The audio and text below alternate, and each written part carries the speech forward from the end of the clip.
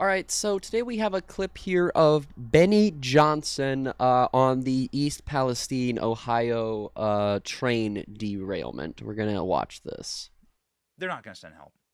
These people aren't of any political advantage for them, and that is truly all they care about. By the way, if you are looking for actual systemic racism, well, this is a perfect example of it in society. No. If you're looking at from over the top systemic racism, here. So Benny Johnson here is going to make the argument that this train derailment and the response to it is a result of systemic racism against white people. And he also said, if you're looking for systemic racism, he's also making the case that, systemic racism doesn't really exist in America for, actual marginalized groups like, maybe Latinos or black people, or maybe even trans folks, right? No, he's saying that, we're racist against the white people. It's the white people that are the marginalized groups. They're the ones that are oppressed. Dealing with systemic racism. There's a almost entirely white community that is poor and that is impoverished and that is being systemically oppressed by the government through ecological disaster that will lead to their deaths, undoubtedly, based on what we saw yesterday.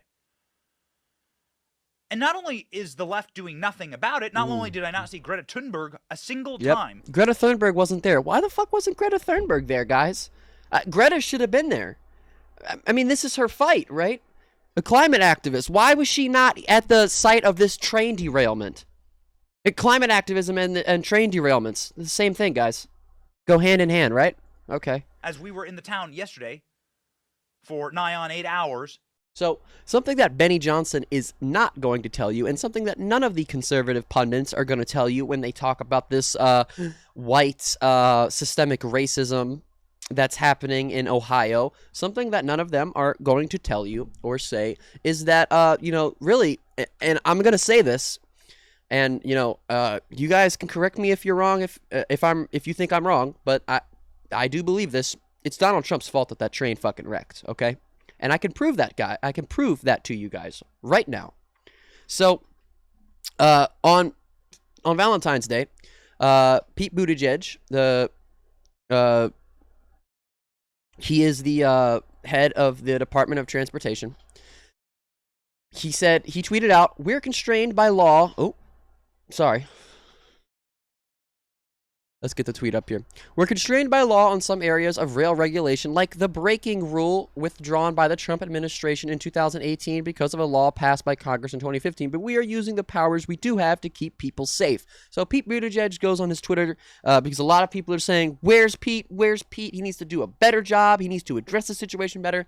He's going on here saying, we're trying our best, but there's a lot of shit that we can't get around, and he's right. Okay. He is 100% right about that. And so what it was when Obama was president, he passed a rule that made it so trains carrying hazardous or flammable chemicals and materials had to have ECP brakes. So it's a more advanced braking system than you might normally have on, maybe a train that's not carrying these types of hazardous and flammable materials, right? So, most of the world's trains are equipped with air braking systems that use compressed air to stop each train car individually. ECP brakes, which use electronic signals to simultaneously apply and release brakes throughout the length of a train, were introduced to overcome the drawbacks of the air brake system on long freight trains. And freight trains, guys, they can be long, and when I mean long, I mean miles long, okay? Trains stop shorter with ECP brakes, and everything is simultaneous. You don't get the big run-ins that you get with conventional air brakes. And in December 2015, President Barack Obama signed the Fixing America's Surface Transportation Act into law following a number of high-profile train derailments in the United States and Canada. The FAST Act included a provision that ordered the Government Accountability Office and other researchers to review the ECP brake rule following complaints from railroad companies and lobbyists, including the Association of American Railroads. The GOA report found flaws in the DOT's estimates of potential business benefits of the ECP brakes, including reduced fuel consumption, reduced wear on wheels, and improved operational efficiencies. After the GAO released its findings, the DOT performed a revised cost benefit, which determined the benefits of ECP brakes did not outweigh the cost of implementing them. On December 25th, 2018, the DOT issued a final rule to remove the ECP brake from the FAST Act. So, again, just to break this all down and make it a little simpler, in 2015, Obama passed this act that said, we need to have these ECP brakes on these certain trains that are carrying hazardous materials. And then in 2018, after Donald Trump had already taken over and his administration had been there, 2018, they said, we're not doing that anymore. We're not going to do that any longer, right? As a result,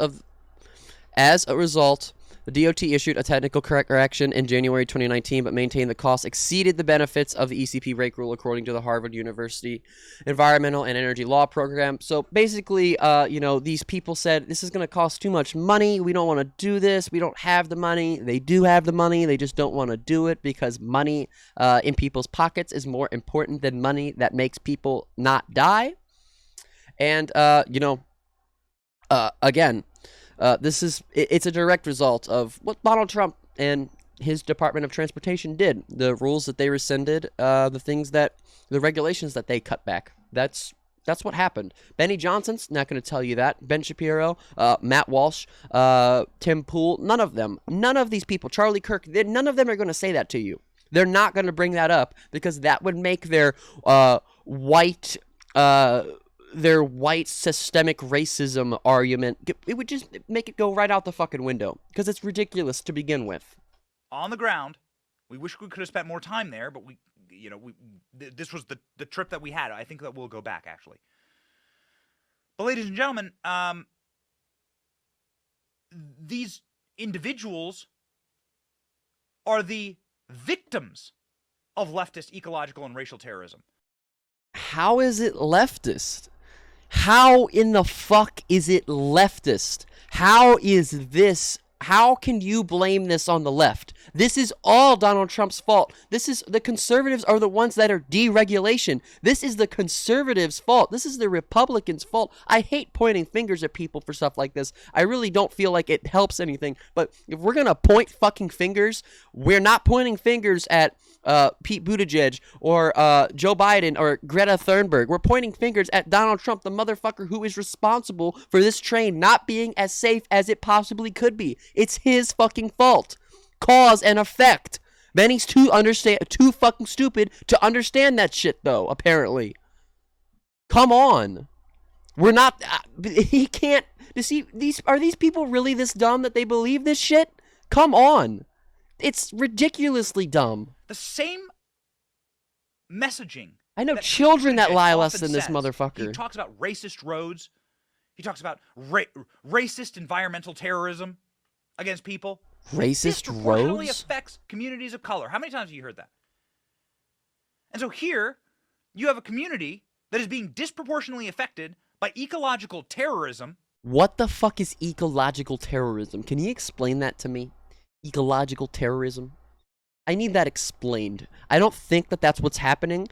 It was a train derailment, Benny. Okay? Like, it's not... I don't... It's hurting my brain, guys. And nobody's lifting a finger. If you're looking for systemic racism, here it is. But it's against white Republicans predominantly. And who the fuck perpetuated this white racial systemic racism? I can't even say it in a sentence because it's not words that belong in the same phraseology together. Systemic racism against white people in America. That's not... It's not real. And again, whose fault is it? It's Donald Trump's fucking fault, Benny. Say that. Go on your show and say, "Hey guys, you want to know what I found out? I did a little bit of research. I mean, I actually, decided I wanted to tell you guys the truth. And guess what? It was actually Donald Trump's Department of Transportation that rescinded a rule that would make it so these trains would have a better braking system. So it could, it could have stopped because they released security footage of the train about 20 miles from where it wrecked, and it was already on fire. One of the cars was literally had flames underneath of it. So." If we're gonna do all this shit, then tell the fucking truth. Benny's not gonna do that. Charlie's not gonna do that. Ben Shapiro's not gonna do that. Matt Walsh is not gonna do that. Candace Owens is not going to do that.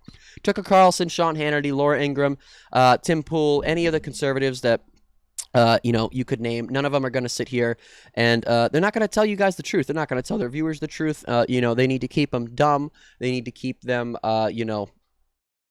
willing to believe their bullshit, so they can play off of their emotions and invoke these reactions and say, look at what's happening to these white people, and they want to say that racism is systemic racism only affects black people. Look at what's happening at this white community in Ohio. Look at how they're being oppressed by our government. Disgusting, disgusting, disgusting. And it's it's a joke. They're clowns. But if you guys like this video, please hit that like button. And then if you guys want to see more like this, hit that subscribe button and then press that little bell and turn on all notifications so you guys never miss an upload.